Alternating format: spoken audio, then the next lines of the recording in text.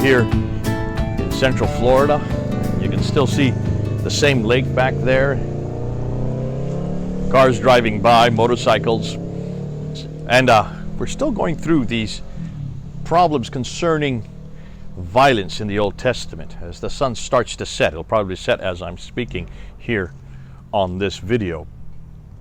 We've looked at specific passages that are seeming problem passages, and now we're moving into a more general question, one that comes up all the time, and that concerns what do you do with the violence of the Old Testament, which then moves into the peace of the New Testament. How do you deal with these two different types?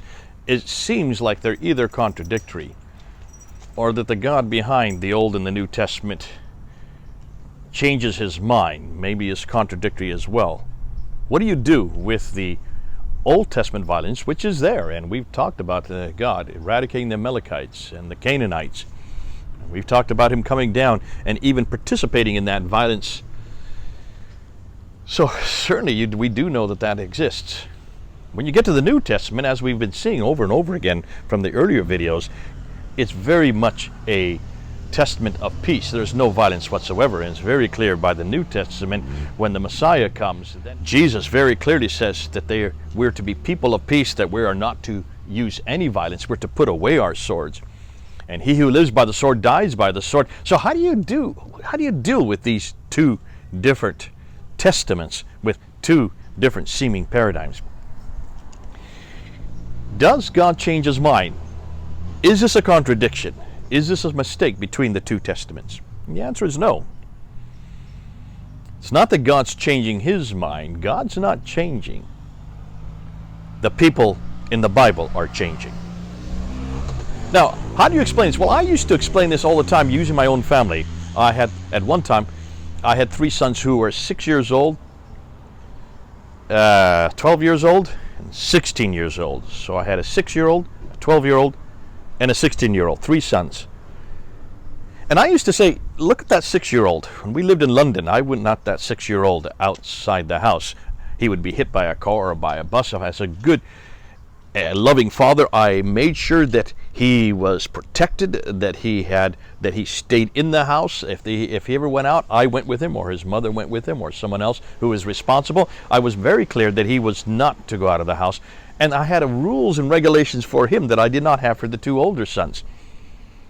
One set of rules, and in some ways that's very systematic of God in the time of Moses, who was setting up all these rules and regulations there in Mosaic law in 1400 BC. And in 1400 BC that made sense because these Israelites had spent 400 years in captivity there in Egypt. They had not been brought out by Moses. They had seen these 10 plagues, amazing works of God. They had seen them, they had witnessed them there in Egypt, and then when they got to Mount Sinai, as Moses was up on Mount Sinai, they built a golden image to the God, a completely new God. Look how naive they were, look how innocent they were, just like my 6-year-old boy. They need to be protected from these evil influences, and that's why God was protecting them, making sure that there was no type of evil influence. And to do that, he had to eradicate all that evil influence from around them. So that's in 1400 BC, and we leave that in 1400 BC. Like I would leave that with my son, who is 6 years old. But see, I have a 12-year-old son. And at one time, my 12-year-old son, I would let him go all over London by himself. He knew an awful lot more. I had 6 more years of experience with him as a father, training him. And his laws were different than my 6-year-old laws. Completely different laws, much more responsibility with that, much more freedom to go with those responsibilities. So who had changed?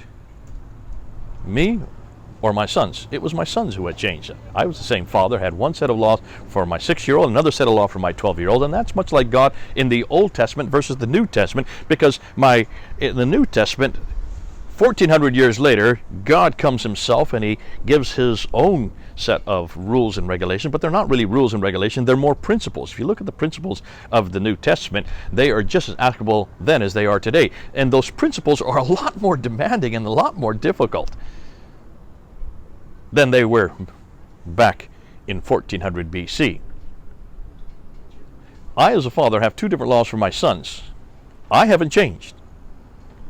God has a totally different law for the Mosaic period than he does for the New Testament. God hasn't changed. The Israelites have changed. In 1400 years of having prophet after prophet sent to them, revelation after revelation given to them, they now were much more mature. They knew now who that God was. They were even with that God, and they were able to talk to him face to face. So they were given a lot more freedoms, but with those freedoms came a lot more responsibility. Now, see, I have one more son that I want to talk about, and that's my 16-year-old.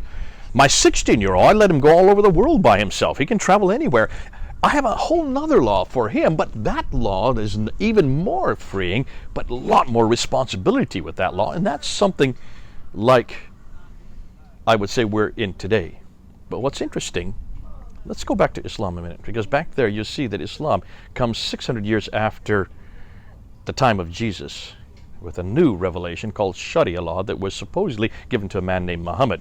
Take a look at Sharia law, which comes 600 years later. Sharia law is full of rules and regulation, do's and don'ts, how to walk, talk, eat, drink, sleep. For every area of life, those laws are there, which suggests to me that they are much more restricting. There's no freedom in them. They are almost like what the Mosaic law was given in 1400 BC. Can you imagine my 16-year-old is like that? My 16-year-old, I'm giving him a lot more freedoms, but Islam is saying, no, you must put a lot more restrictions. Can you imagine if I were to start to treat my 16-year-old like my 6-year-old? What kind of father would I be if I'd be treating my 16-year-old like a 6-year-old, regressing him back to another 10 years earlier? I wouldn't do that as a father, not as a loving father, and God doesn't do that either. See, our God, when he came 2,000 years ago, he not only left us, but he left somebody with us. He said that in John chapter 14 and John chapter 16. I'm leaving, but I'm leaving the Parakletos, not Muhammad like you Muslims believe. That is the Holy Spirit. Look at the context of chapter 14 and 16. You can see that has nothing to do with Muhammad, because you can see that you cannot see him. He is with you, but he is inside you. Nowhere could that be Muhammad, because I don't believe that Muhammad is inside me. So obviously this is the Holy Spirit, and he says so right there. Look at the context. The Holy Spirit that came 50 days later after this promise. That Holy Spirit is still with us today. That Holy Spirit is still guiding us today. That Holy Spirit is God still with us. The Holy Spirit with us. There goes a boat off into the lake. And when you see that progression, and it is progression from 1400 BC to the 1st century, now today, modern day, you can see God progresses. Not like Islam, which takes us back to the Mosaic period. That's regression. My God does not regress. So, has God changed between the Old Testament and the New Testament? The answer is no. God hasn't changed any more than I didn't change as a father with my 3 sons. 3 different laws for 3 different sons. I'm the same father. They have changed. 3 different laws or principles for the children of Israel from 1400 BC to the 1st century AD and up to us today in 2019 AD. God has not changed. He's the same God. We're no longer to use violence against our enemies like God permitted back in the time of Mosaic period, because that was only for a specific purpose for specific people, and we talked about that in the earlier episodes of these videos. No, now we're not even to use the sword for God's kingdom at all. Now we're to love our enemies. Wow, God does not contradict himself. God does not change his mind. It's not 2 different gods between the Old Testament and the New Testament. It's the same God, as consistent as you can be. It is we who change. God bless you. I hope you understand it. This is Jay here in beautiful Florida. The sun has now set. Lake's still behind me.